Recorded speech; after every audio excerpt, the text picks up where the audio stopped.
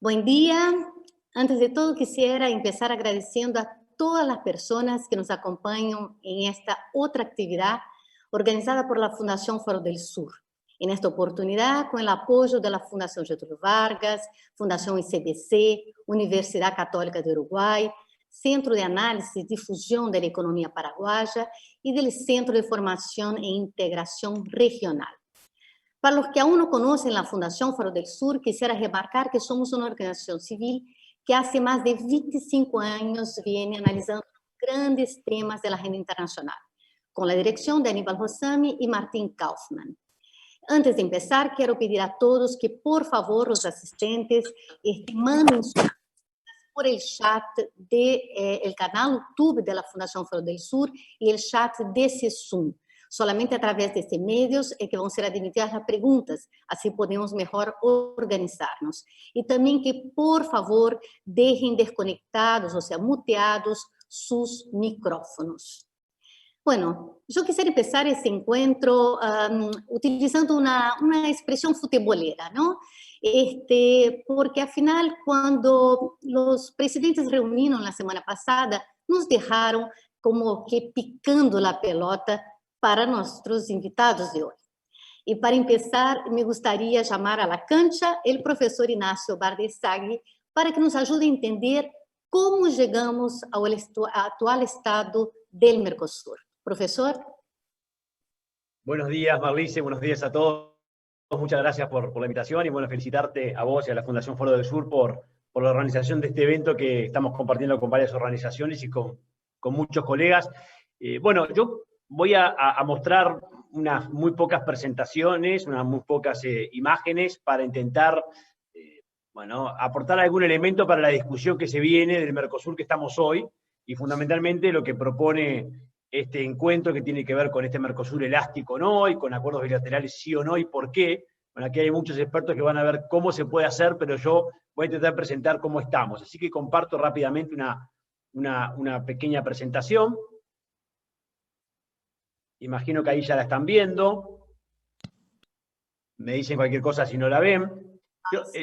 Muy bien, lo primero que quiero plantearles es este tema, ¿no? Que tiene que ver con la competitividad de Mercosur. Acá este es un ejercicio, no hay por qué, es una metodología, hay muchas, que es, bueno, identificar diferentes índices y ver en qué posición estamos con respecto al mundo en términos de competitividad. Acá el concepto de competitividad es un concepto de competitividad muy amplio, porque está desde lo logístico, hasta el Doing Business, que tiene sus propios componentes, hasta el indicador del World Economic Forum, que todos ustedes conocen. Lo que planteo aquí es que necesariamente el bloque tiene problemas de competitividad. Y esto afecta, de cierta forma, nuestra inserción en el mundo. Y lo que planteo es que nuestros problemas de competitividad también están asociados a una apertura tardía del Mercosur al mundo. Eso es el planteo. Necesitaríamos 4 o 5 días para discutir este punto solo, pero la idea es, bueno, de cierta forma aportar algún elemento de discusión. Convencido estoy de que el Mercosur tiene problemas de competitividad, más allá de que algunos sé que discuten estos indicadores allí están. Por supuesto, cuanto más cerca del cero se está, mejor se está ubicado. Estamos viendo allí lo que son los promedios de 3 de los indicadores más utilizados, con niveles realmente muy alejados a nivel internacional, el Mercosur. ¿Por qué? Porque, como todos saben, todavía tenemos reformas estructurales pendientes, todavía tenemos que hacer mucho esfuerzo para mejorar el entorno de negocios. Eso tiene que ver con regulación, en cuanto a la cantidad de trabas que se tienen a la hora de hacer negocios, pero también tienen que ver con las rigideces en los marcos laborales, tiene que ver con los problemas de infraestructura que ya nos hacen ser, si todo está igual, un 30% menos competitivo que otro que está ubicado en otra región del mundo. Bueno, estos son asuntos que debemos contemplar. Otro tema que quiero poner arriba de la mesa. El Mercosur es hoy una de las zonas más proteccionistas del mundo. Estoy dispuesto a discutir sin problema esto.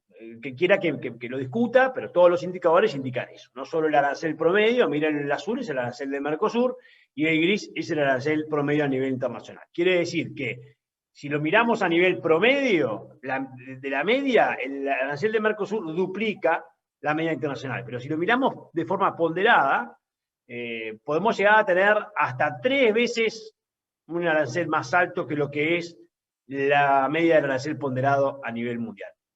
Algunos dicen que este no es un indicador relevante, para mí lo sigue siendo. Pero además, si a este indicador le agrego, pero como tengo poco tiempo no quise agobiarlos en ese sentido, algunos informes de la OMC, de la propia UNCTAD o de Global Trade Alert, lo que nos están indicando es que la cantidad de medidas proteccionistas que aplican los socios todos, de una u otra forma, están impidiendo la mayor captación de inversiones en diferentes áreas, están impidiendo una expansión del comercio interregional. Lo dijo la UNCTAD. En ese momento estaba Guillermo Vallés, hoy embajador de Uruguay en Brasilia, a cargo de esa división de comercio internacional de la UNCTAD, que hizo este estudio que demostró que el gran problema de Mercosur hoy son las barreras no arancelarias. Bueno, una discusión que no estuvo el otro día en la cumbre de Mercosur, o muy colateralmente, ¿no? Entonces, esta es una realidad. ¿Y por qué tenemos estos niveles arancelarios? Porque nos hemos logrado abrir entre nosotros, pero no nos hemos logrado abrir en el mundo. ¿Qué pasó con el comercio interregional? ¿Es importante? Sí. Pero ha caído sustancialmente. ¿Y es importante en términos relativos con otros bloques del mundo? No. Hoy es una carrera o un partido en términos futbolísticos que se lo ganamos a la Alianza del Pacífico, que tiene un comercio interregional, diría casi cercano a lo paupérrimo, porque esto tiene que ver con un México que mira todavía para Estados Unidos. Ustedes saben que México exporta más del 80% de sus colocaciones a Estados Unidos. Entonces el comercio interregional de la Alianza del Pacífico es el 4%. Pero miren lo que era el de Mercosur en el 2001, lo que es el de Mercosur en el 2020. Pero si lo comparamos esto con lo que es el sudeste asiático, lo que es América del Norte, lo que es Europa, etc., estamos muy mal. Por lo tanto, el comercio interregional ha caído y todos los miembros dependen más de economías externas que de economías internas. Quiere decir que cada vez comerciamos menos entre nosotros. Entonces, si queremos comerciar más, necesitamos hacer algún esfuerzo vinculado con encadenamientos productivos o con generación de incentivos para generar estas cadenas. No. Lo que está funcionando en el Mercosur hoy es Brasil, que viene a Uruguay, compra una red, digamos, agrícola entera, como la red cárnica en Uruguay, y exporta al mundo, pero no genera el comercio interregional que todos desearíamos. Entonces, eso es una realidad. Sin embargo, ¿qué pasa con el comercio de servicios del Mercosur al mundo? El Mercosur está ganando terreno en el comercio de servicios y tiene, de acuerdo a algunos estudios, mayor competitividad en este sector que en otros. Entonces, increíblemente, en el sector donde tenemos más dinamismo, y además es uno de los, bueno, quitando la pandemia, por supuesto que los servicios se vieron muy afectados, es uno de los sectores más dinámicos a nivel internacional la categoría de servicios. Sin embargo, es el sector menos regulado del Mercosur. ¿Está el protocolo de Montevideo vigente? Sí, pero de allí en adelante se hicieron una gran cantidad de rondas que ninguna de ellas entró en vigor. Entonces, tampoco estamos avanzando en servicios. Estamos avanzando en servicios en algunos acuerdos bilaterales que algunos socios están cerrando, como por ejemplo con Chile. Pero me pregunto, ¿y este tema cuándo va a estar arriba de la mesa? Bueno, sigo. ¿Qué pasó en el mundo? En el mundo, desde la década del 90 en adelante se dio lo que a mi juicio es uno de los hechos más relevantes de la globalización económica en los últimos 50, 60 años. Una apertura brutal. Todos han cerrado acuerdos libres de comercio. En esa época el Mercosur no siguió este mismo camino. Entonces, nosotros no estamos participando en una película que sigue estando adelante, porque algunos habían dicho, me acuerdo hace un tiempo que los megabloques habían caído. No, los megabloques sí están, Ojo el AFTA en África, ojo el RCEP, ojo un TPP-11 que con Estados Unidos o con la posibilidad de que China ingrese sigue siendo un bloque que va a ser relevante. Bueno, los megabloques allí están, ¿no? Y una OMC reformada en donde vamos hacia acuerdos plurilaterales nos confirman que esto va a seguir teniendo una fuerza potente. El Mercosur esta película está viendo, a mi juicio no. ¿Por qué? Porque aquí les estoy mostrando los acuerdos que tiene vigentes el Mercosur. Hoy el Mercosur no tiene vigente ningún acuerdo profundo con ningún centro de consumo importante a nivel internacional. Sí, cerramos el acuerdo con la Unión Europea después de 20 años, sí, a mi juicio llegó tarde. ¿Es súper relevante? Sí, el tema sí entra en vigencia. Yo no creo que ninguno de los que estamos acá pueda decir con propiedad que este acuerdo va a entrar en vigencia. Tarde o temprano, pero ¿cuándo? 2, 3, 4 años, ustedes me dirán. Entonces tenemos un problema de apertura internacional muy fuerte, que está asociado a esto que les muestro aquí, que es un cuadro de lo que ha ocurrido con las uniones aduaneras, que es esta discusión de si es una unión aduanera perfecta o no lo es. Yo creo que a esta altura de partido esa es una discusión irrelevante. Lo que es relevante es que el mundo optó por otro camino y que nosotros en la década del 90 estábamos cerrando una unión aduanera que tuvo que ver más con razones de contexto político, de posibilidades de que alguno se vaya con alguna potencia solo, o que tiene que ver con... Pero no sé si Sarney y Alfonsín en la década del 80 estaban pensando en una unión aduanera clásica como la que después se implementó en la década del 90. De hecho, la unión aduanera es un instrumento rígido, muy poco utilizado a nivel internacional, que, bueno, que nos está trayendo los problemas que observamos de cierta forma el viernes en la cumbre por los 30 años del Mercosur.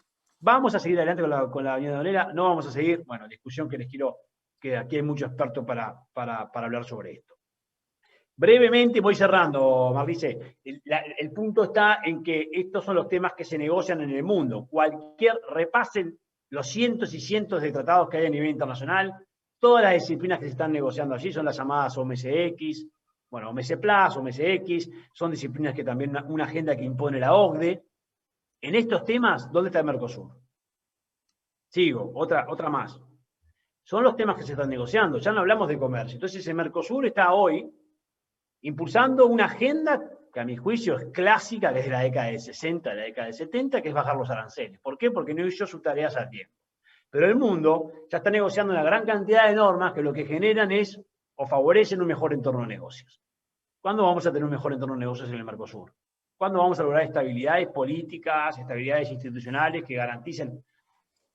Porque les recuerdo que el Mercosur, cuando surge un conflicto, tiene un sistema de solución de controversias aprobado ya hace mucho tiempo, desde sus orígenes, pero fundamentalmente el salto se dio con el Protocolo de Olivos del 2002. Pero, ¿qué ocurre? ¿Alguno pensó en qué pasa con el Protocolo de Olivos o con el sistema de solución de controversias en los últimos años? Yo les recuerdo que está paralizado, no se activa el sistema de solución de controversias. No negociamos normas modernas y tampoco estamos avanzando en lo que es el entorno de negocios, pero tampoco damos certezas jurídicas para invertir.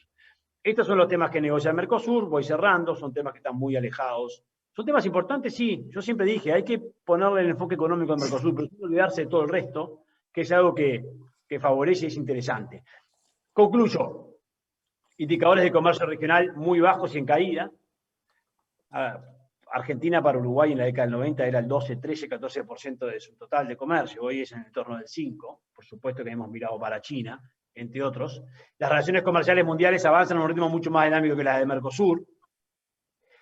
Yo discrepo que estemos en una de las zonas más dinámicas del mundo. Con todo respeto digo, creo que el Mercosur no es una de las zonas más dinámicas del mundo. El comercio interregional se ha reducido a la mitad. La unión aduanera no es el mecanismo, a mi juicio, más propicio para poder reaccionar rápidamente a las tendencias internacionales. Y yo considero que es imperante flexibilizar el bloque y adaptarlo a las necesidades de los miembros. Saben que como uruguayo pienso esto, todos me conocen allí.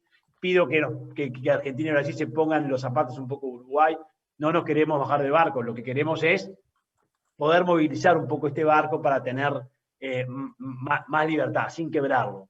Y ahí esas son las opciones que ahora las dejo ahí, que son las propuestas que seguramente mis colegas van a discutir y el cómo, como dice mi amigo Félix Peña, el cómo. ¿Cómo lo hacemos? Bueno, flexibilizamos, suspendemos el arancel, no suspendemos, permitimos acuerdos puntuales para que cada uno negocie bilateralmente, EFTA, ASEAN, hay muchos ejemplos a nivel internacional, perfeccionar la zona libre de comercio, agregar nuevos asuntos como se agregó tarde, pero se agregó en diciembre del año pasado el comercio electrónico, se agregó, es importante. Bueno, ¿qué paso seguimos? Es lo que les dejo al resto. Pero ahora, cierro con esto, sin dramatismos. Intentemos sin dramatismos ver cómo, juntos. No es me voy, andate si no estás de acuerdo, no. Quiero ser parte, pero quiero ser parte de un bloque más dinámico que refleje lo que está ocurriendo en el mundo. Muchas gracias. Bueno, muchas gracias a usted, profesor. La verdad que nos dejó con muchas indagaciones interesantes. Y hay otra, yo creo que lo que, bueno, la pregunta más actual, ¿no? Delante de lo que pasó el último viernes y las últimas declaraciones de los presidentes. ¿Es aún posible que los protagonistas de la política superen sus diferentes modelos de crecimiento en sus países para seguir realmente jugando en el mismo campeonato? Profesor Fernando Massi, ¿Usted nos puede ayudar a encontrar la respuesta a esa pregunta tan difícil? Profesor.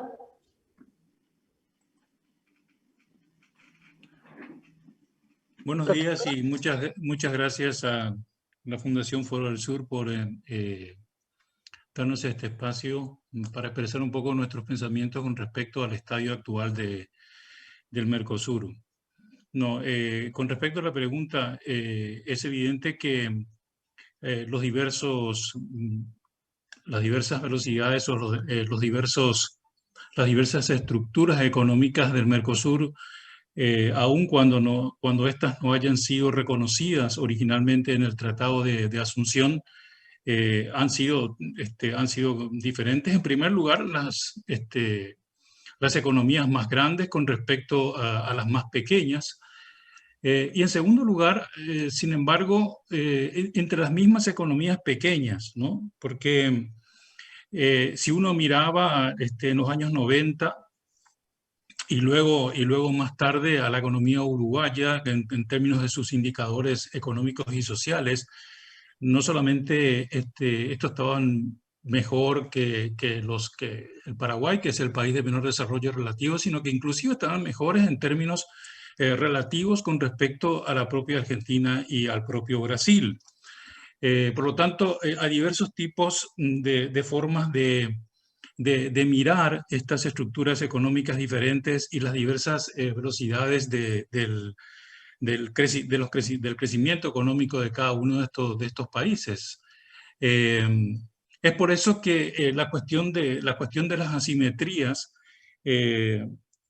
era una deuda pendiente en el Tratado de Asunción y que el Paraguay lo propone a partir del 2003 para favorecer, por un lado, a los dos países menores en términos de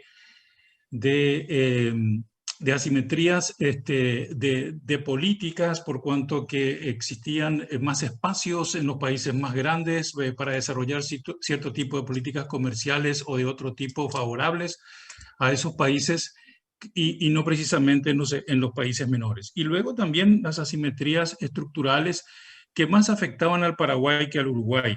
Yo me acuerdo de las discusiones que tenía tanto a nivel académico con mis colegas uruguayos, como también porque fui parte del equipo negociador del Paraguay, en donde prácticamente en el Uruguay todo el mundo estaba de acuerdo, o uno preguntaba a un periodista, a un académico, a un político o a un decisor de política pública, y en Uruguay todo el mundo estaba de acuerdo en que ellos no necesitaban ningún trato especial y diferenciado, que lo único que se necesitaba al Uruguay era la apertura de los mercados, y la apertura de los mercados de las economías más grandes, por supuesto, ¿verdad?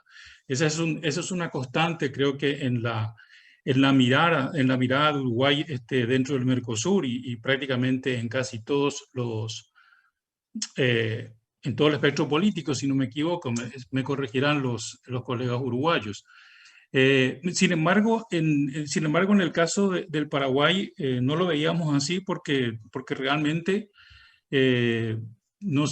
estábamos muy rezagados con respecto al resto, no en términos de crecimiento económico, sino que en términos de desarrollo y en términos de capacidad, además un país mediterráneo, ¿no?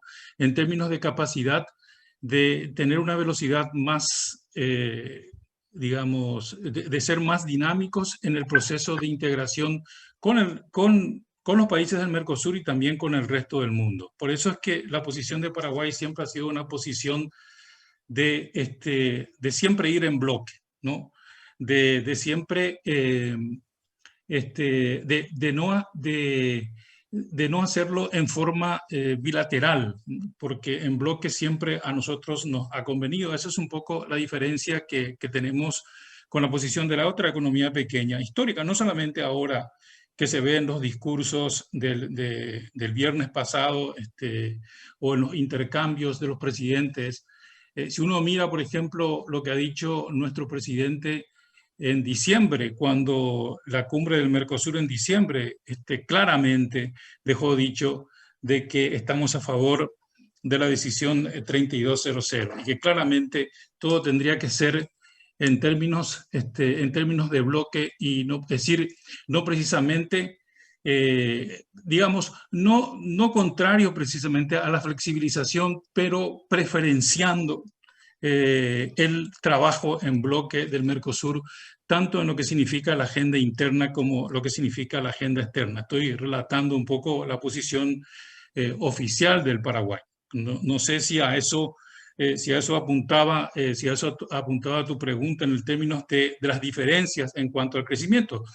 En cuanto al crecimiento económico, las diferencias, el Paraguay ha crecido en forma mucho más constante y sistemática, y creo que el Uruguay también, que las dos grandes economías en los últimos, del Mercosur, en los últimos 20 años, ¿verdad?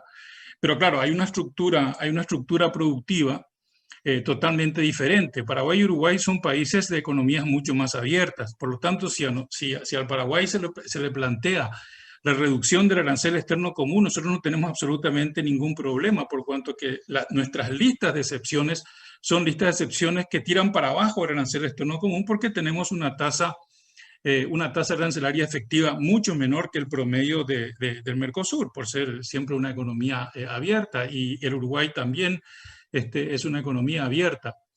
En ese sentido no hay ningún problema, pero claro, por supuesto que cuando el Brasil plantea eso a partir del año 2019 con el nuevo gobierno, y lo plantea de una forma así bastante fuerte, bastante dinámica, ya a poco tiempo se encuentra con problemas internos dentro del Brasil, de la propia Confederación Nacional de Industrias, ¿no? Porque sabemos que todo, digamos, el discurso de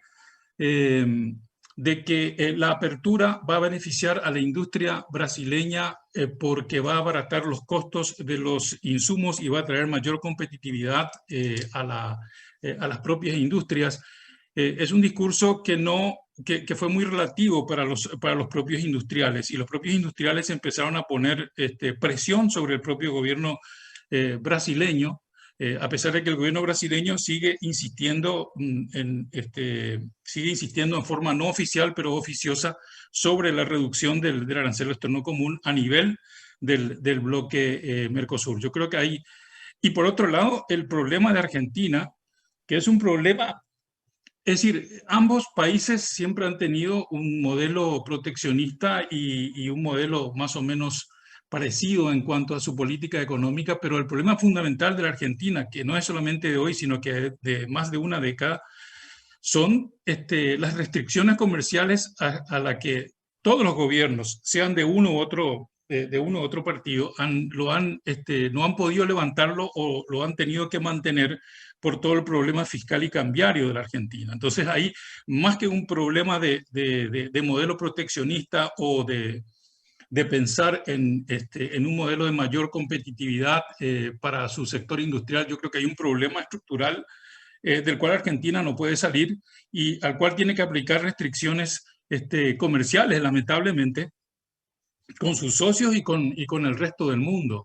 Entonces estamos ante una situación en que tendríamos que ver internamente qué pasa con las dos grandes economías, cómo se debate este tema tanto de la reducción del arancel externo común como el tema de la flexibilización, que tiene alguna relación con el arancel externo común, pero es fundamentalmente para la agenda externa, como lo plantea el Uruguay, pero que puede también tener algunos problemas o algunas limitaciones, por cuanto a que si no hay un acuerdo en bloque de cómo esta flexibilización va a funcionar, entonces las perforaciones que se van a hacer al arancel externo común con esta flexibilización no van a ser precisamente iguales a las que están negociadas con bloques o con países en los cuales el Mercosur está negociando. Y esto puede traer problemas.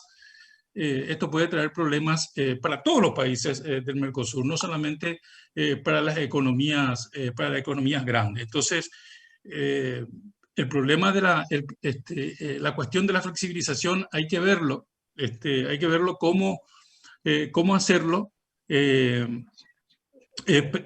si tiene que ir si tiene que ir de la mano de una reducción del arancel externo común, si una reducción unilateral de un país o un acuerdo unilateral de un país no va a traer problemas incluso para la formación, es decir, para este esfuerzo que siempre se habla y se dice de la formación de las cadenas industriales, no agroindustriales, ¿no? Porque precisamente en eso somos más competitivos y somos competitivos para afuera, ¿verdad? Entonces, esos son los... conferencia sobre el Mercosur me mataron. Es de los uruguayos. Perdón. Perdón, por favor, cierren los micrófonos los que no están en la conversación. Perdón, profesor. Sí, no, estaba diciendo que solamente habría que verlo, ¿verdad? Porque claro, nosotros podemos mirar o poner los esfuerzos de nuestra competitividad, los 4 países, en diferentes sectores de la economía. Yo escuché en los últimos webinares de que hay muchos analistas de Brasil que hablan de que tenemos que poner el esfuerzo en la materia prima y en la agroindustria, ¿no? Digamos, lo cual a mí también me resulta un poco sorprendente. Yo sé que el Brasil es bastante competitivo en eso. Mucha gente habla de la reprimarización. Si hay un acuerdo en eso, evidentemente Uruguay y Paraguay también son competitivos en materias primas y agroindustrias. Si realmente eso es lo que se acuerda dentro del Brasil, entonces como que podemos decir que podemos podemos pensar que la línea está hacia ese tipo de apertura que plantea el Uruguay, ¿verdad? Ser competitivos en materias primas y en agroindustrias, no pensar, ver cómo podemos hacer con la apertura con nuestras industrias que no son agrícolas y abrirnos al mundo, si esa es, abrirnos más al mundo, si esa es digamos, si esa es la dirección, de lo cual yo no estoy seguro que esa sea la dirección es decir, que puede proponer el Brasil hoy, pero no estoy seguro en cuanto a la discusión interna. Puede ser que la gente de Brasil nos diga mejor qué es lo que pasa si esa es la dirección. Porque toda esta cuestión de la reducción del arancel externo común y de la flexibilización nos lleva a ese modelo, que es el modelo de ser competitivo en donde el Mercosur hoy es competitivo en el mundo. El Mercosur es competitivo en materias primas y en productos agroindustriales, los 4 países, ¿verdad? Luego Estados Unidos somos el segundo granero del mundo y el segundo mayor productor de alimentos del mundo. Entonces, si estamos de acuerdo ahí, yo creo que esta cuestión de la reducción arancelaria y de la flexibilización puede tener un poco más de sentido, pero si no lo estamos, entonces es otra la discusión, ¿no? Bueno, profesor, muchísimas gracias. Yo creo que usted nos dejó algunas palabras claves acá que nos permitirá introducir la conversación con nuestro invitado brasileño. Usted habló mucho de asimetrías, de las asimetrías entre las economías del bloque, y también citó la Confederación Nacional de Industria. Quisiera recordar que la semana pasada, aún existiendo las asimetrías entre estos países, en la economía de estos países, las 4 principales organizaciones que reúnen las grandes industrias de los 4 firmaron una declaración conjunta con varios principios, pero básicamente lo que dijeron fue esta frase me parece muy importante: no adoptar ninguna decisión que implique modificar o revisar el arancel externo común y o el régimen de origen del Mercosur sin conocer ni dar la oportunidad al sector empresarial y privado en general para expresar su opinión. Professor Paulo, agora é sua vez. Eu gostaria que o senhor nos contasse um pouco a sua impressão sobre essa questão. Os empresários da região estão realmente sendo escutados? Quais são as principais queixas? O que deveria realmente, desde a política, qual seria a ação que a política deveria implementar para estar mais acorde aos princípios, às demandas desse setor que é realmente, no dia a dia, o mais conectado com as demandas do setor produtivo e do comércio internacional. Professor Paulo, por favor.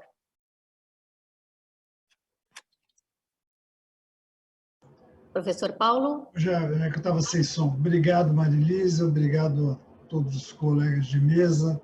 Quero agradecer muito à Fundação Foro del Sur pelo convite para estar aqui e agradecer também a todos que estão nos ouvindo. A sua pergunta é muito importante, porque a mim parece inaceitável que sejam tomadas medidas de política econômica que impactam empresas que têm planos de produção, que têm planos de investimentos futuros, sem que as empresas sejam consultadas. E, infelizmente, essa é uma realidade que tem acontecido nesses últimos tempos. Foi dado o exemplo da tarifa externa comum, mas há outros exemplos.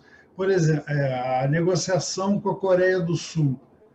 Houve uma total desinformação, né? Os setores industriais não foram informados sobre isso. E é interessante que eu conheço bem 4 dessas associações empresariais, que eu, de alguma forma, frequento, mas tanto a CNI, através da Coalizão Empresarial, quanto a Fiesp, através do DEREX, quanto a Diretoria Internacional da Firjan e a Associação de Comércio Exterior do Brasil, estão preparadíssimos para participar dessa discussão. E não é para participar naquele sentido que outrora se dizia, não, eles querem a proteção, não. A discussão vai muito além de proteção. É uma discussão que se quer, talvez, proteger alguns setores e talvez abrir outros, mas há uma questão de uma discussão que tem que existir. Ela não pode ser escamoteada em nome de quem acha que vou salvar a indústria apesar da indústria. Isso não tem o menor sentido. A indústria precisa participar, e não apenas a indústria. Mesmo o setor agrícola, embora muito competitivo, vamos ter clareza que nós temos uma concentração muito grande de nossas exportações para a China, de onde hoje nós exportamos 3 vezes mais para a China que para os Estados Unidos, que é o nosso segundo parceiro. Hoje representam mais de 30% de nossas exportações, as exportações para a China, que não são apenas de produtos agrícolas, mas estes são profundamente relevantes. Enfim, o que mais chocante nisso tudo é que tanto a CNA, Confederação Nacional da Agricultura, como a Confederação Nacional da Indústria, como todos os órgãos empresariais a que eu me referi, têm estudado, têm discutido, estão preparados a participar de uma discussão muito construtiva. Uma discussão que é uma discussão de economia política. É evidente que os setores, não é que seja um jogo de soma zero, não é, evidentemente, o comércio não é um jogo de soma zero, mas evidentemente que dependendo das políticas que são adotadas, uns setores ganham mais, outros setores ganham menos, uns setores perdem e outros ganham. É normal, é da economia política isso aí. Então, tem que haver essa discussão. E o que me impressiona muito que não haja essa discussão é que eu acho que tem um pouco a ver, em particular, essa questão da tarifa externa comum do Mercosul, tem um pouco a ver com a história do Mercosul. O Mercosul é criado e é assinado em 1991, o Tratado de Assunção. Um tratado que é assinado num momento logo após a queda do Muro de Berlim, logo após o fim da Guerra Fria. 1991 é um ano em que a União Soviética se desagrega. É a época em que surge a ideia do fim da história, o famoso artigo do Fukuyama, que depois viraria um livro. É uma época em que a lógica central pela qual se pressionavam os países em desenvolvimento era a lógica do consenso de Washington. Vamos abrir tudo. Aliás, poucos meses antes de começar a crise asiática, numa conferência do FMI, pretendia-se obrigar aos membros do FMI liberalizar os fluxos de capitais, o que seria uma catástrofe maior do que já foi. O bom senso imperou, isso não houve. Ou seja, este momento da história, o Mercosul é assinado em 91, quando já estavam bem avançadas as negociações da rodada do Uruguai da Organização Mundial do Comércio. O protocolo de Ouro Preto é assinado dias antes do início do funcionamento da Organização Mundial do Comércio. Então, era um mundo que tinha umas certas características, era um mundo em que se imaginava o fim dos Estados nacionais, era um tipo de conversa que havia. Isso não foi o que aconteceu. O mundo foi por outros caminhos. Não havia China em 1991. Aliás, da China imaginava-se em 91 que, como em 1989 houve os problemas das manifestações na Praça Tiananmen, havia a ideia de que a China tinha que ser pressionada e pouco depois ela seguiria o caminho normal da história, que era o do fim da história, propugnado por Fukuyama. Não foi o que aconteceu. O mundo de hoje, já há alguns anos, o século XXI, foi por outros caminhos completamente diferentes. As questões nacionais voltam a aparecer. As questões das divergências entre diferentes setores voltam a aparecer. As disputas geopolíticas, na década de 90, a questão de falar geopolítica era como se você fosse anti-globalização, que é uma coisa que não tem nada a ver. Mas era o fim de qualquer interesse nacional. Não foi o caminho que a história seguiu. A história seguiu outro caminho. E o que nós vemos hoje é um problema de que nós temos que rediscutir as questões, mas nós temos que rediscuti-las olhando para o futuro. Não pode ser que haja burocratas estabelecidos do governo que acreditem que os empresários não evoluíram em nada, que a sociedade não evoluiu em nada e que continua exclusivamente protecionista. Daí a minha crítica muito forte a esse tipo de opinião, de comportamento, de não ouvir o empresariado.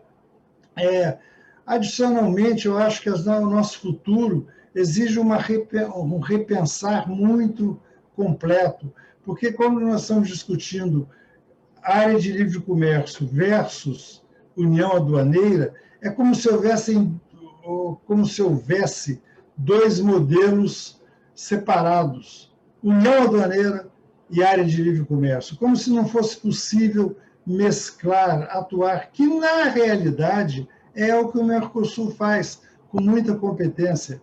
Eu vi uma expressão interessante, temos uma tarifa externa comum administrada. Tem que ser administrada, não existe essa ideia de que se deixar o mercado resolve. Nós estamos assistindo mudanças em todo o mundo.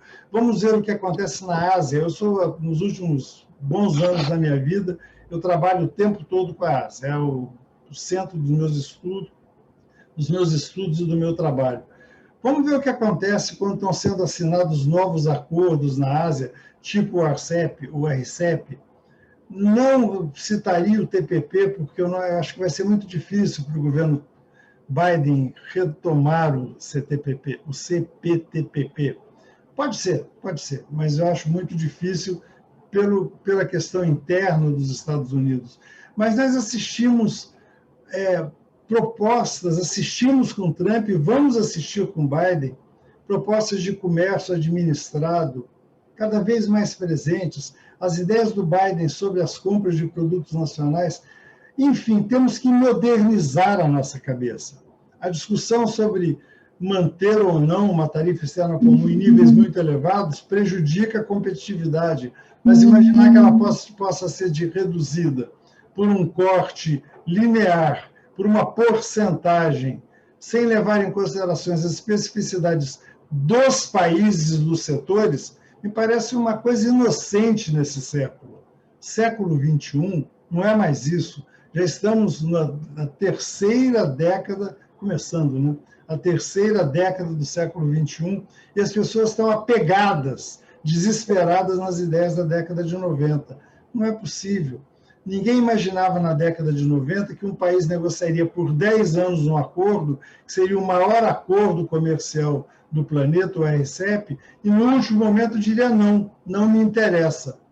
Há quem diga que foi ruim, há quem diga que foi certo, mas foi a posição da Índia. ninguém poderia imaginar, e aí é um problema que o Mercosul tem com essa questão da União Aduaneira. Em 1991, como se imaginava que o fim da história, o fim dos Estados Nacionais e coisas do gênero, o normal era imaginar um caminho futuro, que era o caminho da União Europeia. Tentamos seguir o caminho da União Europeia. Acho que a história, naquele momento, ninguém imaginava que surgissem movimentos separatistas na União Europeia e muito menos que houvesse, como aconteceu, um Brexit. Foi uma coisa bastante inesperada. Mais uma vez, há quem diga que a Inglaterra fez o errado, há quem diga que foi certo. Independe disso. A questão que importa é a questão política. Existe um autor que eu gosto muito, que é o Danny Roderick, e ele diz no último capítulo do último livro que ele citou, fazendo um paralelo com as questões da eleição do Clinton. Não é a economia estúpida, é a política estúpida. Esse é o momento do fim, esse é o momento que nós vivemos, é o momento da política. E não pode se imaginar que existam cabeças iluminadas que digam o que é bom para os empresários, o que é bom para o país, e que o país A, B ou C tenha que se ater a regras do tipo A, B ou C. Acho muito difícil que queira se manter uma prisão, graças à União Aduaneira, que inviabilize países de buscarem formas de aumentar as suas vendas, sua competitividade. Tudo isso pode ser negociado a perdas e ganhos quando se abre a situação, quando se abre a possibilidade de novos acordos. Tem sido negociado. Isso não é para ser um drama, isso é para ser um problema facilmente não. Dificilmente resolvido. Ainda bem que não sou eu que tenho que decidir quem tem que resolver. Essa pergunta fica para o professor Félix Penha. Muito obrigado. Muito obrigado, professor. Realmente, eu creio que tem razão. O ponto clave é que nós temos que estar atentos à necessidade de modernizar nossas economias, pero la necesidad es tal que empieza por las comunicaciones. Estamos acá con un problema porque el profesor Félix no logra volver a conectarse. O sea, necesitamos de mejores redes de telecomunicación urgente, por favor, en el Mercosur. Mientras tanto, yo voy a arrancar con las preguntas que están llegando. Voy ordenándolas porque hay muchas que van en la misma dirección. La primera es para el profesor Baldassarri, que es: a la luz de lo que ha ocurrido en la última cumbre, ¿cómo cree que va a continuar la dinámica del bloque? ¿Será posible durante la presidencia pro tempore de Brasil salir del inmovilismo en que hoy está inmerso el Mercosur? Profesor. Bueno, Marlise, yo diría que hay que separar. Me parece que el incidente político, diplomático que ocurrió el viernes es menor, no es el primero que existe en el Mercosur. Me parece que focalizarse allí es un error. Hay que seguir pensando en las negociaciones del bloque, hay que seguir pensando, hay que hablar del Mercosur, no de Argentina o Uruguay o de Argentina y Brasil, hay que hablar del Mercosur. Yo creo que hay que volver a focalizarnos en lo importante, que es si estamos o no contentos con el Mercosur que tenemos hoy. Incorporando diferentes variables, bueno, Fernando introducía la importante competitividad que tiene el agrobusiness en el Mercosur. Yo comparto, lo que pienso es que eso en definitiva hemos hecho poco juntos en relación a lo que podríamos hacer juntos con el agrobusiness. O sea, eso es una competitividad que de hecho tenemos todos, pero que en realidad estamos actuando como 4 países por separado. Entonces, ese tipo de discusiones hay que tenerlas mucho más cuando vamos hacia una inserción tan compleja por lo que tiene que ver con esta pospandemia, donde por supuesto que la salud y la agricultura van a tener cambios sustanciales que deberíamos estar analizando y discutiendo esos temas en el Mercosur. Y bueno, y no quedarnos con lo coyuntural, Marlise. Me parece que lo del viernes fue algo, bueno, sí, por supuesto que incómodo. Ninguno de los que estamos acá está contento que se den esas situaciones en un evento, pero se dio. Bueno, ahora hay que pensar en la cumbre extraordinaria que se va a dar en abril. Y ahí hay que pensar, bueno, ¿cómo hacemos para que los 4 países se amolden a lo que propone Brasil, a lo que propone Uruguay, a lo que propone Paraguay y a la necesidad de Argentina de tener en algunas cosas más tiempo, menos tiempo. Pero a ver, sin simplificaciones. A mí lo que me preocupa de cómo seguimos es, si no te gusta, no es si no me gusta.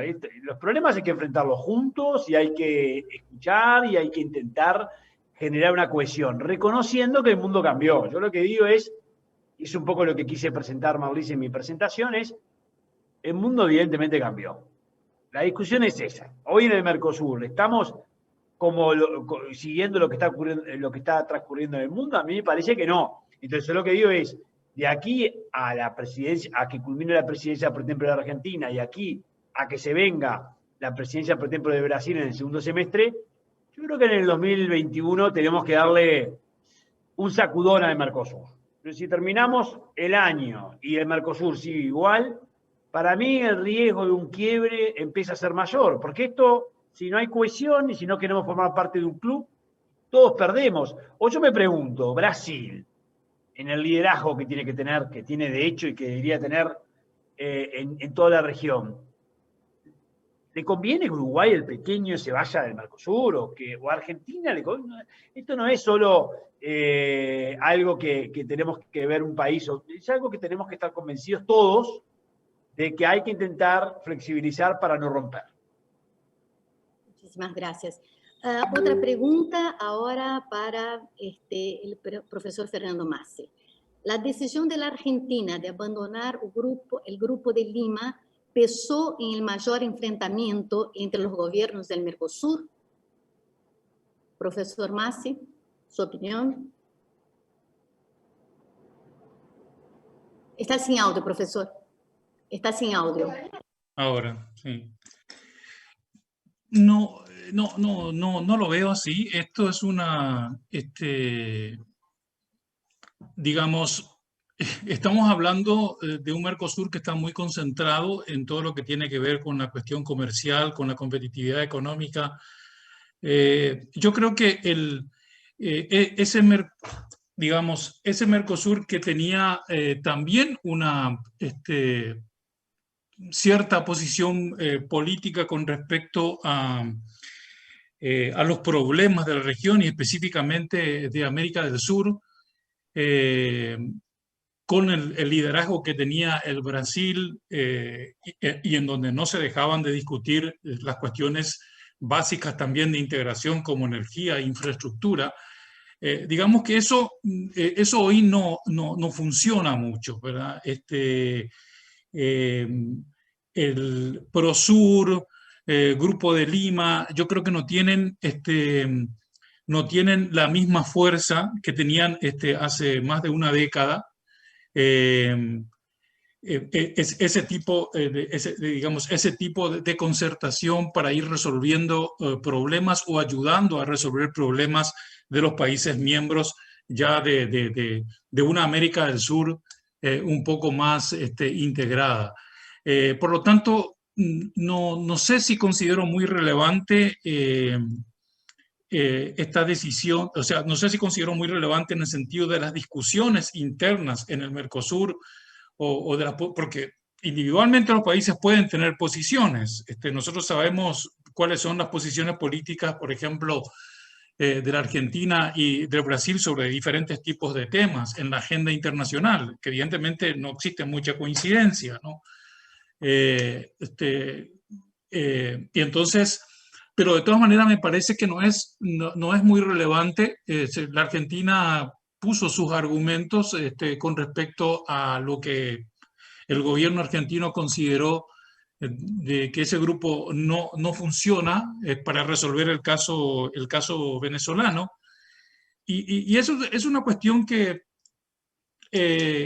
sí, que puede haber diferencias, pero que no creo que afecte mucho las discusiones más relevantes dentro del Mercosur, que como dije al principio, son discusiones que tienen que ver más con la cuestión comercial, con la cuestión de competitividad, con la agenda externa del Mercosur, que es una agenda externa de integración económica y comercial. Muchas gracias. Una pregunta para el profesor Paulo. ¿Cómo es recibido en Brasil las críticas que provienen de la Unión Europea en torno al cuidado del medio ambiente vis-a-vis sus propuestas de flexibilização do bloco?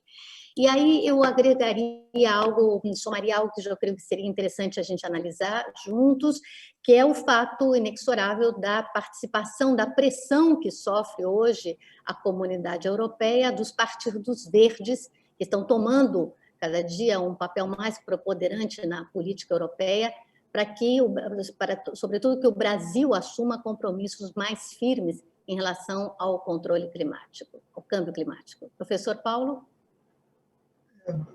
Essa pergunta é fundamental. Algumas pessoas querem minimizar essa questão e ficam tentando brigar contra a ciência, contra as evidências, contra as fotos dos satélites, quanto os dados científicos. É evidente que é um problema ambiental no Brasil. É evidente que a situação está piorando. E é evidente que será muito difícil a União Europeia dar prosseguimento à ratificação do acordo nessa situação atual. Vamos ter claro, não vou me colocar aqui como se o Brasil fosse o culpado, como se todo o problema fosse este. Não, é que existem disputas dentro da União Europeia. Disputas dentro da União Europeia fortes. Franceses e alemães não têm exatamente a mesma opinião sobre o acordo Mercosul-União Europeia. A Irlanda não tem a mesma opinião que a Alemanha. Isso, tudo bem. Isso que não quer dizer que não existam problemas no Brasil. E eu acho que essa discussão junto à população, junto a uma parcela significativa da população, junto aos think tanks, junto às entidades empresariais, as entidades de todos os tipos, está se tornando muito claro que essa questão ambiental tem que ser tratada de uma forma diferente no Brasil. Não adianta dizer, não, isso é uma briga dentro da União Europeia. Não é. Aconteça o que acontecer. Vide o que acontece dentro da Alemanha. A Alemanha, que sempre foi favorável a esse acordo, com o crescimento do Partido Verde, principalmente os partidos verdes, está começando a mudar de posição. O Parlamento Europeu hoje, como é que ele vai aprovar esse acordo? O legal scrubbing que está acontecendo já há algum tempo está sendo adiado. Eu me pergunto, por que está sendo adiado? A resposta é, não, é porque está melhorando o texto. Acho que não é só isso. Eu acho que essa é uma questão séria, uma questão grave, uma questão que tem que ser superada. E não se trata apenas de um trabalho da diplomacia brasileira, que pode ir lá e pode convencer A, B ou C que a situação não é essa.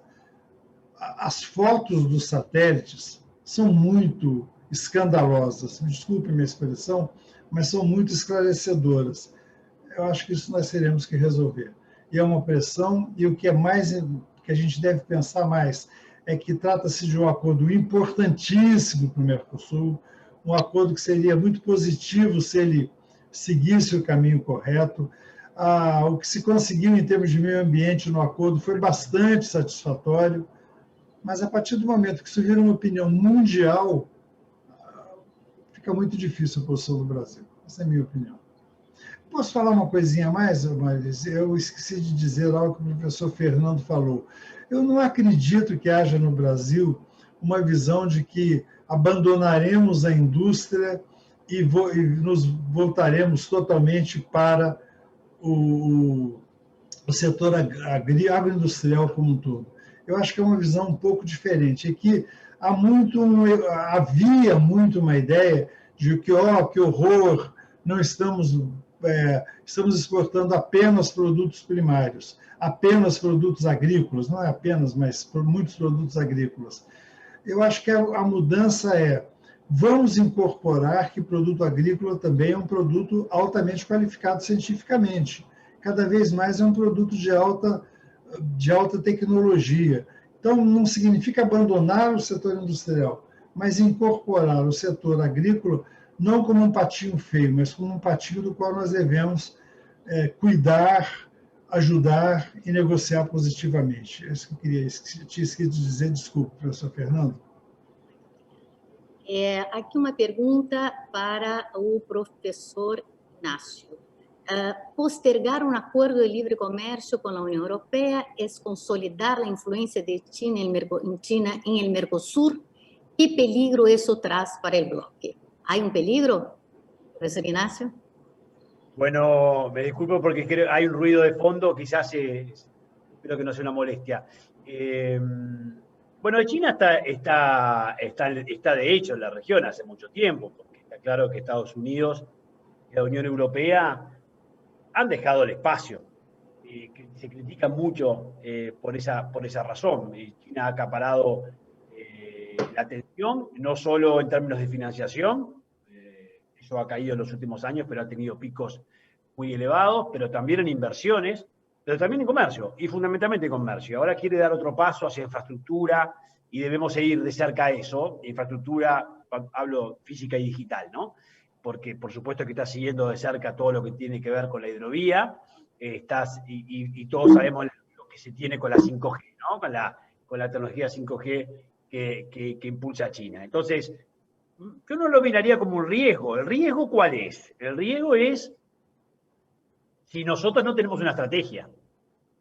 China podría ser un riesgo si uno no tiene estrategia de cómo relacionarse con China. Si uno tiene una estrategia de cómo relacionarse con China, bueno, es la segunda potencia a nivel mundial y va a ser la primera próximamente, ¿no? Entonces, está claro que ahí hay algo que tenemos que atender. El año pasado, las exportaciones de Brasil, cerca del 30% tuvieron por destino a China. Eso es una realidad, eso vino está allí. Entonces, ¿cómo vamos a pedirle, si casi 55.000 millones de dólares del superávit comercial que tuvo Brasil está en manos de China? ¿Cómo vamos a pensar que China no está en la región?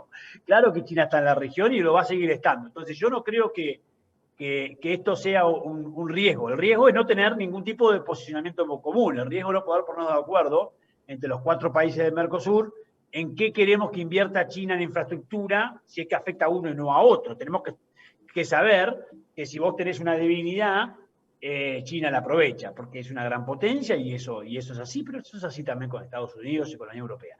Ahora, separaría los temas. Yo diría, el Mercosur es muy importante, el acuerdo Mercosur-Unión Europea, muy importante.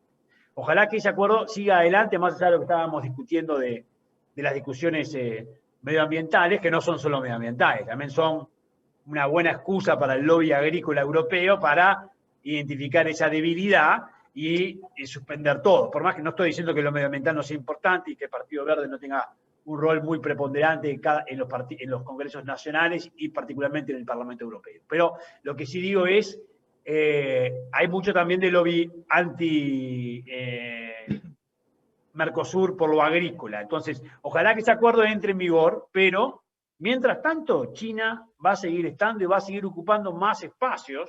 Piensen en la cantidad de negociaciones que está teniendo, por ejemplo, Argentina con China en este momento, ¿no? Y esto vino para quedarse. Ahora, lo importante me parece es cómo logramos ponernos de acuerdo en el Mercosur de cómo relacionarnos con China, y ahí tenemos un problema enorme, porque no tenemos una política comercial ni política común con China. Bien, perdón, otra pregunta para el profesor Ignacio. ¿Cuál cree que es el límite para Uruguay para recibir respuestas a sus demandas de flexibilización? ¿Cree que el presidente Lacalle-Pou y el país tiene margen para tomar una decisión más drástica al respecto del bloque? No lo deseo, Marlice, no deseo eso como uruguayo. Lo que sí digo es que tampoco tenemos mucho tiempo para recibir un no como respuesta. Entonces, si el Mercosur sigue diciendo que es algo que no es, sigue diciendo que vamos hacia un mercado común y vamos hacia cosa que sabemos que pasaron 30 años y no somos, y si el Mercosur sigue diciendo que tenemos una agenda muy dinámica cuando yo creo que no la tenemos, porque lo mostré recién, Uruguay no quiere atacar el Mercosur como instrumento. Uruguay entiende que el Mercosur es un instrumento de cooperación muy importante, que hay que sostenerlo, que ha tenido avances sociales, que ha tenido avances institucionales, que ha tenido también armonizaciones muy relevantes en normas técnicas, en normas aduaneras. Ojo, no quiere decir nosotros queremos romper con eso, nosotros queremos eso, pero nosotros también decimos, bueno, busquemos algún tipo de flexibilidad, porque Uruguay tiene necesidad de abrirse al mundo, porque es un mercado muy pequeño el nuestro. Entonces, el punto es hasta dónde llegar. Si no se mueve ninguno, Bueno, Uruguay puede romper. ¿Es el camino deseable? Por supuesto que no.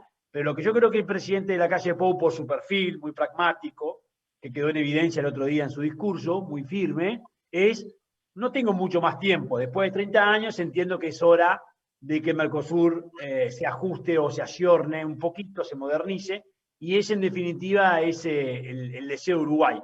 No irse del Mercosur, pero seguir en un Mercosur distinto.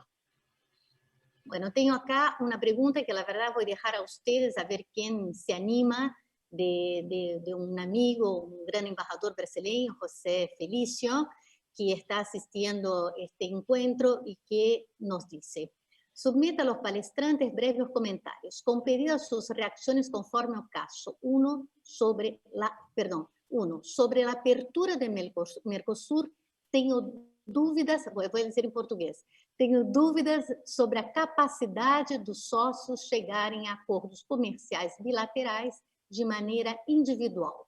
Mesmo o Brasil teria enorme dificuldade de negociar com a China, principal parceiro comercial, no momento em que o governo atual optou por insultar os chineses. Isso eu creio que o professor Paulo vai ter que contestar. A segunda pergunta o segundo comentário é: creo que ha sido fundamental el reconocimiento de las asimetrías dentro del bloque, que permitió un tratamiento especial al Paraguay y Uruguay en la construcción de líneas de transmisión eléctrica y otras obras de infraestructura, además de los acuerdos en el sector automotor. Eso sería un muy buen comentario para el profesor Fernando Massi extender su impresión sobre esto.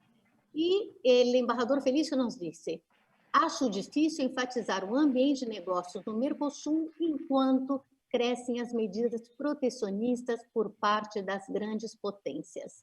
Bueno, Paulo, eu creio que te vai tocar contestar essa questão básica de como, se temos capacidade, se alguno de nós, alguno de nossos países, realmente negociar um acordo bilateral sem acompanhar-nos de los outros sócios. Professor Paulo? Inicialmente, é um prazer saber que o embaixador José Felício está aqui nessa plateia. Eu já havia visto, mas como eu não tinha citado propositalmente. Muito obrigado pela sua presença, Felício. O que eu tenho a dizer é que eu concordo com ele que nós vivemos um momento difícil. Dois aspectos. Primeiro, que essa coisa dos acordos bilaterais, houve uma certa redução na sua aceleração. A curva da OMC, que o Inácio mostrou, ela tem uma subida em 2021, mas se deve ao final de 2020 pelo RCEP e depois por todos os acordos que o Reino Unido está assinando, substituindo os acordos que a União Europeia tinha. Então, não é exatamente que esteja aumentando. Isso até no site da OMC tem uma explicação sobre isso. Mas, sobre as relações com a China, eu acho que as relações com a China, eu concordo com tudo que o Inácio falou, não sei por que temer, não sei por que esse discurso ideológico comprado da narrativa vinda pelos jornais que eu gosto muito, New York Times, Financial Times, mas não é uma narrativa que seja razoável. A China é uma realidade, ela está aqui, ela está no Brasil, ela está na América do Sul. Eu estava vendo os últimos dados do que acontece no leste da África, com a presença chinesa, com os cabos que vêm pelo Paquistão, estão entrando por baixo do mar e ligando todo o leste da África através de redes de telecomunicações chinesas. É difícil para o Brasil nesse momento, porque realmente as opiniões que muitas vezes saem de pessoas, não necessariamente do governo, mas até mesmo de pessoas que ocupam cargos no governo, tratando a China de uma forma absurda. Nós que dependemos da China para todas as vacinas que temos no Brasil, num certo momento fala que não vai se aceitar a vacina. Isso dito por uma pessoa de alto nível hierárquico, isso é inaceitável. Ou discussões sobre o 5G que vão contra o que as próprias empresas de telecomunicações desejam. Muito difícil. Temos a sorte, na minha opinião, de termos um embaixador chinês no Brasil nesse momento, que, aliás, já foi embaixador na Argentina, já foi embaixador no Chile, que é extremamente... Como é que eu vou dizer? Eu não sei como dizer isso, uma palavra inteligível para quem fala espanhol. Muito jeitoso, muito habilidoso e que está conseguindo promover reuniões com o empresariado. Mas eu acho que o Brasil terá dificuldade, sim, mais do que os outros países do Mercosul. Olha, vamos ter claro, a China está querendo fugir do dólar, a China está criando novas formas de operar com o yuan, a China está criando o CIPS, que é o mecanismo de transferência. A China não quer depender mais do SWIFT e do CHIPS americano. Ela quer negociar diretamente em moeda local. O Brasil não está se movendo em relação a isso. Eu acho que a nossa situação é espantosa, dado a importância que a China tem para o Brasil. Não vou continuar por aí. Acho que respondi, acho que minhas ideias foram passadas. Perfeito. Professor Masi? Sí.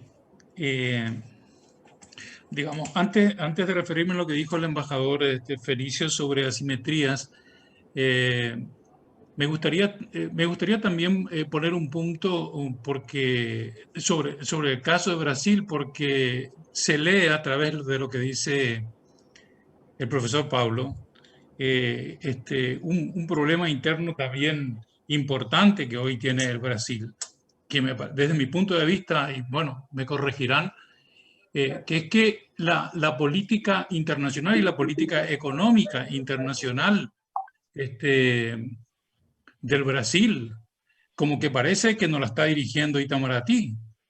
Es decir, Itamaraty tiene un nivel de participación en las decisiones de política internacional y de política internacional económica mucho menor a lo que nosotros estábamos acostumbrados y a los que hemos participado también en las negociaciones dentro del Mercosur.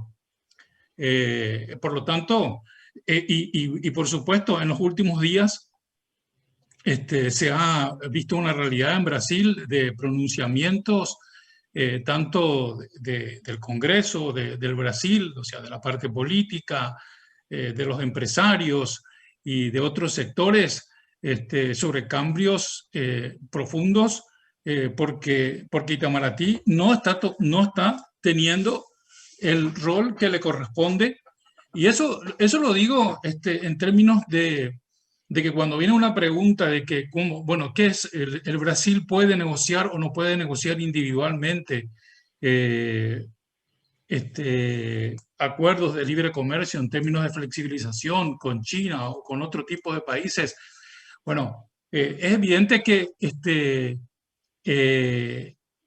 primero que Itamaraty tiene una capacidad en cuanto al entendimiento económico internacional muy grande, y segundo que también tiene una forma de consensuar, como es lo que pide el profesor Paulo, de consensuar entre los diversos sectores de Brasil para que entonces se pueda tener una estrategia país, o quizás una estrategia Mercosur, porque el Brasil siempre es el líder del Mercosur, que es lo que decía un poco también Ignacio, necesitamos una estrategia con respecto a China o con respecto a cualquier otro aspecto de nuestra agenda externa.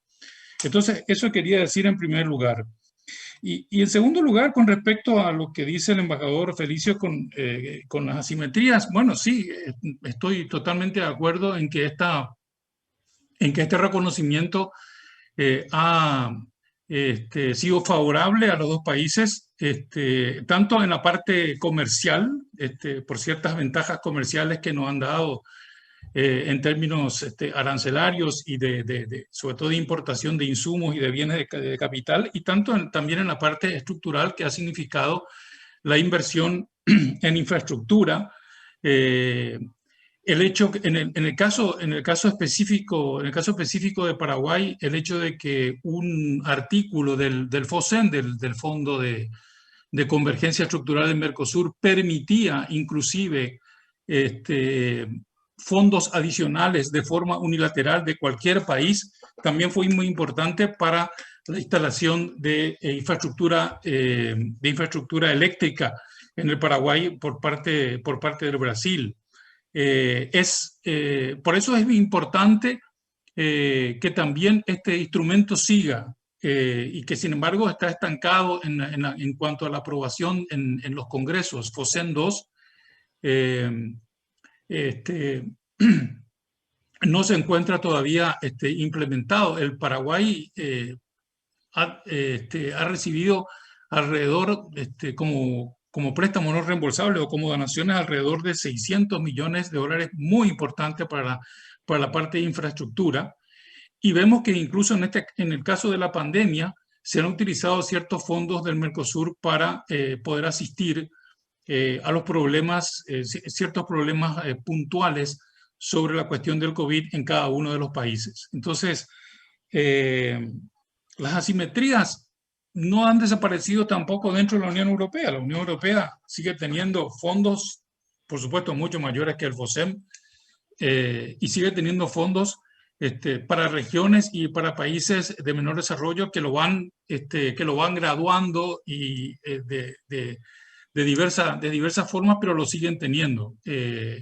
O sea, un bloque cuyo 60% del comercio lo hacen internamente y que aún tenga problemas de asimetrías después de muchísimas décadas, está mostrando que este instrumento es un instrumento que siempre tiene que estar presente en cualquier proceso de integración. No importa incluso el estadio en que se encuentre este proceso de integración. O sea, no necesitamos llegar a una unión aduanera para que se mantenga instrumentos para ir reduciendo las asimetrías. Lo podemos hacer en una zona de libre comercio y con mayor razón, por supuesto, en un mercado común.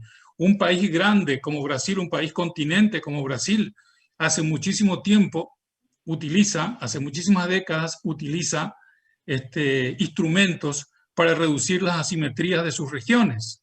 Desde los años 60, cuando se aplicaban ciertas, sobre todo con respecto al nordeste brasileño, hasta los años recientes, también con respecto al nordeste brasileño, muchos instrumentos de asimetrías se mantienen. El Brasil ha crecido, es un país competitivo a nivel internacional, pero siempre sigue reconociendo las asimetrías que hay en su desarrollo interno y por lo tanto sigue utilizando instrumentos para reducir esas asimetrías. Y yo creo que es el ejemplo más claro en el Mercosur de por qué esos instrumentos deben mantenerse.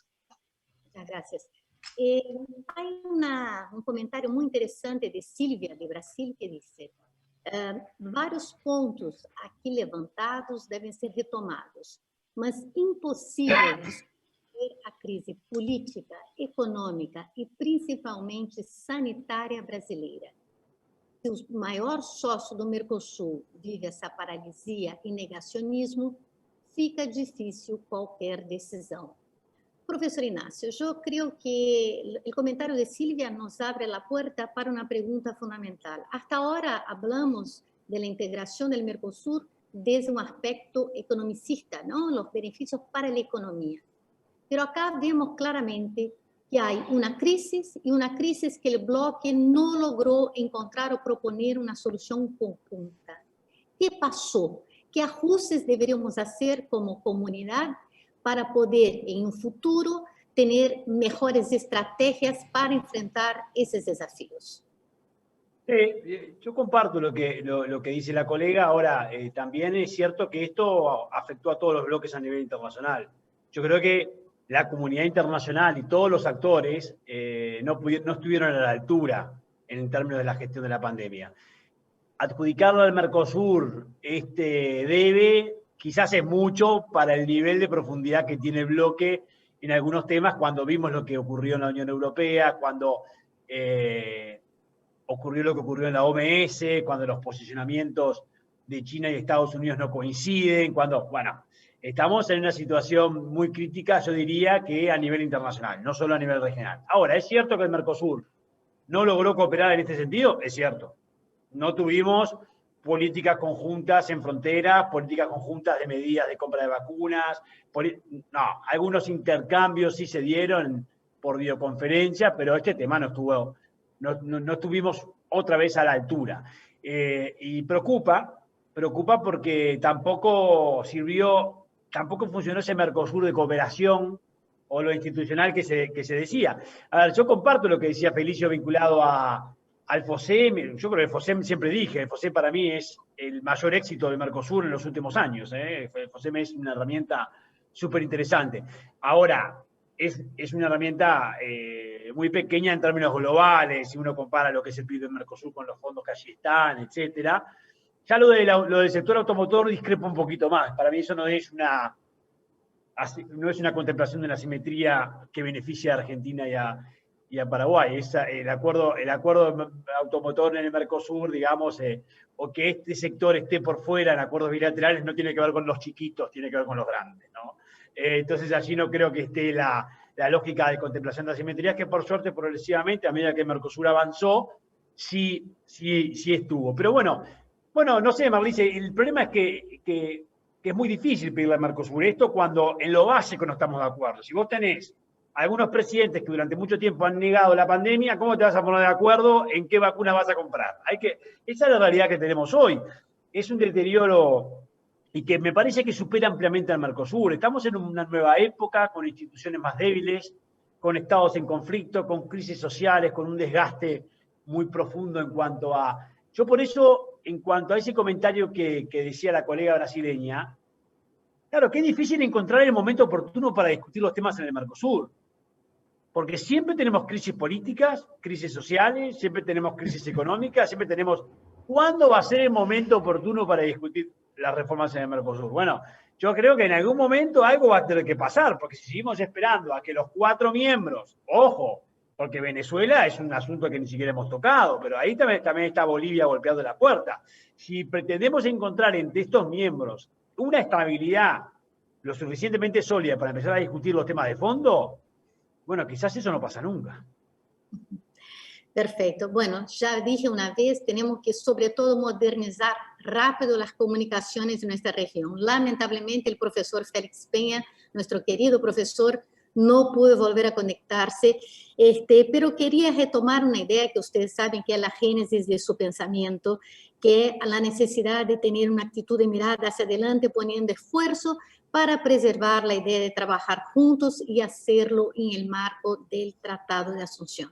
Pero el profesor Félix siempre usa una expresión que me encanta, que hay que buscar el jeitinho, la forma de encontrar, o sea, la vuelta para solucionar nuestros problemas sin romper el tratado. Entonces yo quiero terminar esta reunión dejando a cada uno de ustedes esta ardua tarea de en pocas palabras decirnos, si ustedes tuviesen la posibilidad de hacer implementar una acción para ese jeitinho, ¿cuál sería? Profesor Paulo, ¿quer começar? Poxa, tarefa difícil. Antes de responder essa pergunta, 2 observações. Alguns comentários sobre a questão da diplomacia brasileira. A diplomacia brasileira, independentemente de chefias, que são da vida e que mudam com o tempo, é de altíssimo nível, como foi dito, aliás, pelo professor Fernando, e com certeza em breve retomará o seu papel e vai continuar trabalhando e fazendo as coisas melhorarem. Número 2, eu queria dizer, na opinião perdi o nome da pessoa que falou da crise política brasileira, e não há a menor dúvida que as 3 crises que assolam o Brasil no momento tiram a capacidade do Brasil de ter qualquer liderança em qualquer lugar. É muito difícil, mesmo porque é uma população muito dividida, enfim, é um momento muito difícil, o momento brasileiro. E se eu tivesse que dizer alguma coisa, voltar, contrariamente ao que eu disse, que o Brasil não tem condições de estabelecer liderança, mas espero que em breve a gente consiga, Brasil, Argentina, Uruguai, Paraguai, trabalharmos juntos para negociar saídas, sem nos atermos exclusivamente à área de livre comércio ou união aduaneira. como é possível atender interesses de um lado ou de outro? Milagres que a diplomacia é capaz de fazer.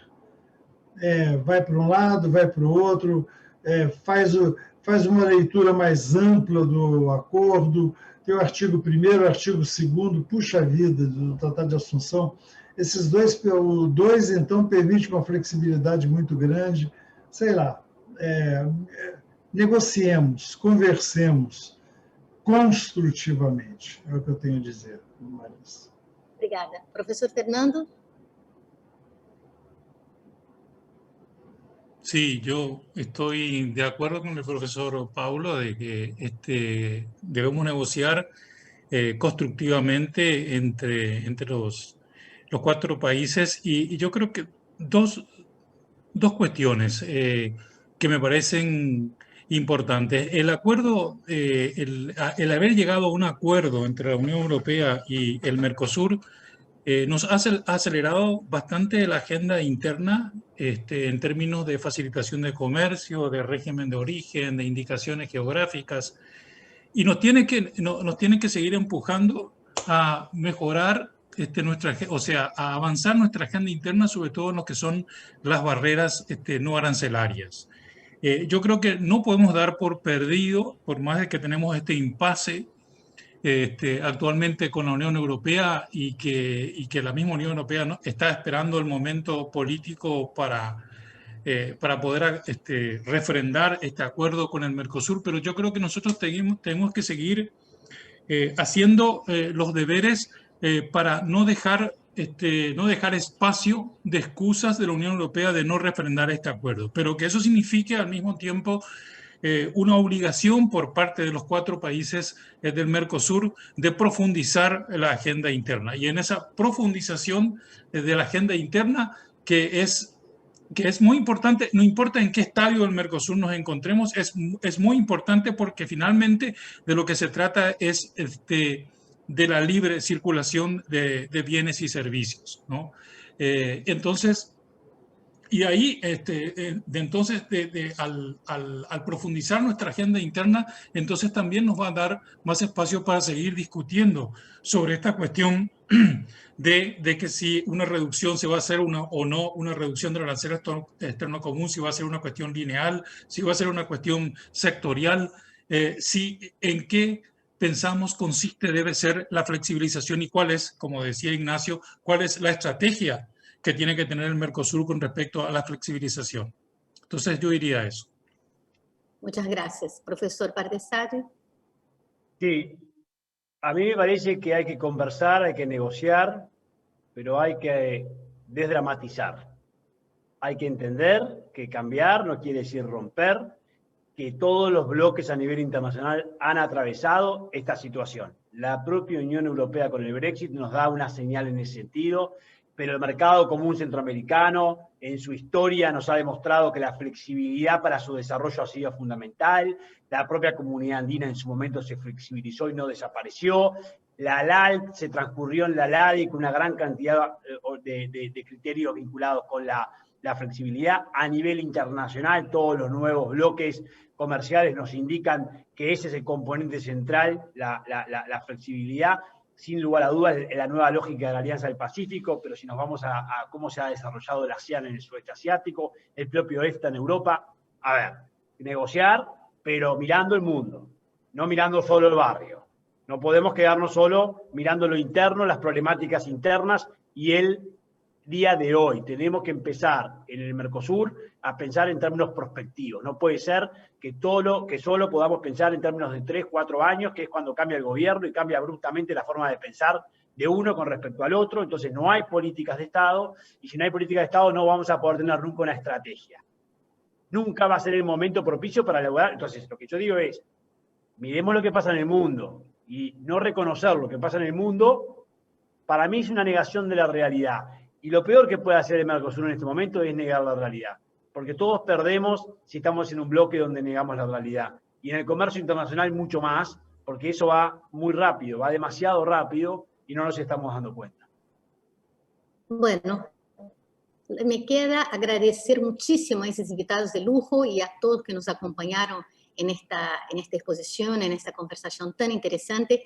Pero quería terminar este encuentro con una frase de Henry Ford, que dice: unirse es un buen comienzo, mantener la unión es un progreso, trabajar en conjunto es la victoria.